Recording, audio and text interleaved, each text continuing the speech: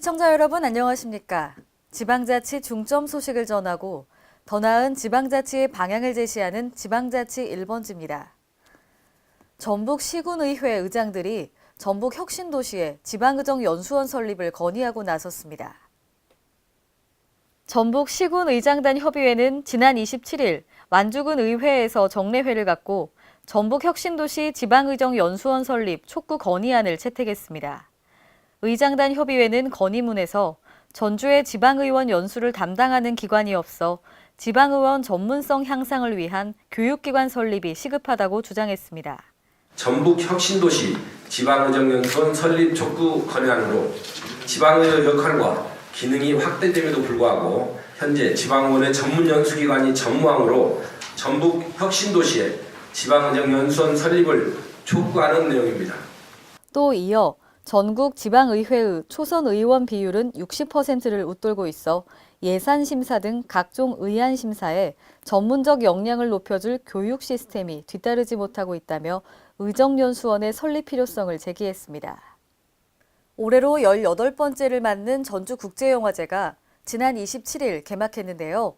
영화 표현의 해방구라는 주제로 열흘 동안 전북 전주에서 열립니다. 보도에 한결 기자입니다. 전주국제영화제가 27일 앤디코 에네디의 우리는 같은 꿈을 꾼다 프레스 상영을 시작으로 10일간의 일정을 시작했습니다.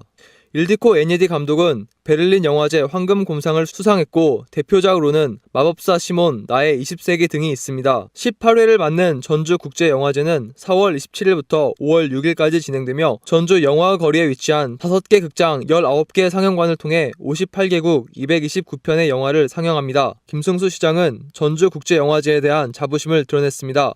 규모에서는 작은 영화이지만 표현의 크기에서만큼은 그 어떤 영화제보다 훨씬 더 깊고 넓은 영화제로 자리매김해왔습니다. 전주국제영화제가 많은 분들에게 즐거운 축제가 될 수 있기를 바랍니다. KLN 한결입니다. 국제아동인권센터가 2015년부터 어린이 교통안전을 확보하기 위해 옐로카펫을 설치했는데요. 전북 도내에는 교통사고 위험이 상존해 있는데도 불구하고 2개소에 불과해 확대 설치가 요구됩니다. 전북경찰청에 따르면 지난 2013년부터 2015년까지 전북 도내에서 교통사고로 사상한 9세 미만 어린이는 1,525명에 달합니다. 이는 학교 주변과 등하굣길의 교통안전 시설물 등이 부족하기 때문으로 풀이됩니다. 국제아동인권센터와 초록우산 어린이재단은 어린이 교통안전을 확보하기 위해 학교 주변 횡단보도 진입로에 2015년부터 옐로카펫을 설치하고 있으며 전국 215개소에 설치했습니다. 옐로카펫은 어린이 교통사고 발생 위험이 있는 초등학교 앞 횡단보도 진입로와 벽면에 부착하는 노란색 그래픽 노면 표시제로 운전자가 어린이를 인식하는 것을 돕습니다. 도로교통공단이 분석한 옐로카펫 설치 효과로는 차량 주행속도 감소, 어린이 보호구역 인식 등에 있어 보통 이상의 긍정적 효과가 있는 것으로 나타났습니다. 또한 옐로카펫 설치 횡단보도 주행속도는 14.9km이며 진입속도는 23.2% 감소했습니다. 광주형 청년수당 광주청년 드림 사업에 참여할 1기 청년드림팀이 출범했습니다. 광주광역시는 지난 27일 시청 앞 시민광장에서 청년드림 페스티벌을 개최했습니다. 광주 청년드림 사업은 만 19세부터 34세 사이의 지역 미취업 청년들에게 다양한 일 경험을 제공하면서 급여와 수당을 동시에 지급하게 됩니다.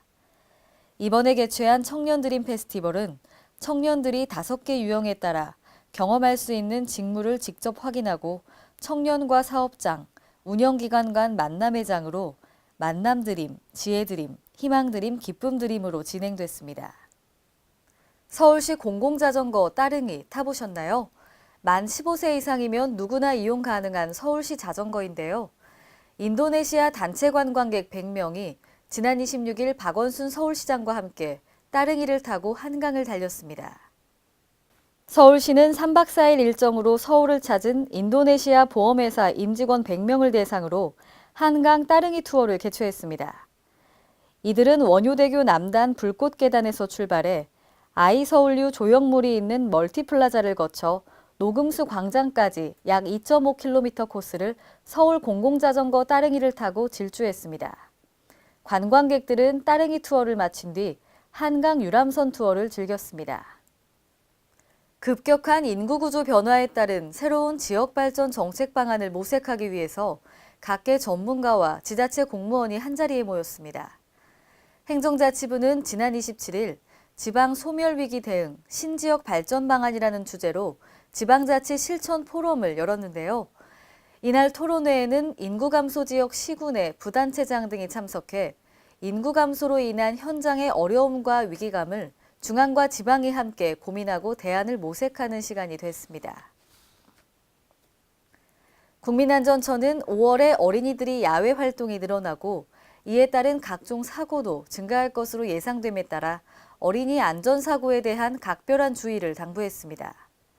한국소비자원 자료에 따르면 최근 3년간 야외 놀이나 스포츠 시설에서 14세 이하 어린이 안전사고는 총 6,438건이 발생했으며 월별로는 5월에 708건이 발생한 것으로 나타났습니다. 어린이 안전사고는 영아기 이후 활동량이 많아지는 취약기로 갈수록 사고율이 높아지는 추세를 보였습니다. 이상으로 지방자치 1번지를 마칩니다.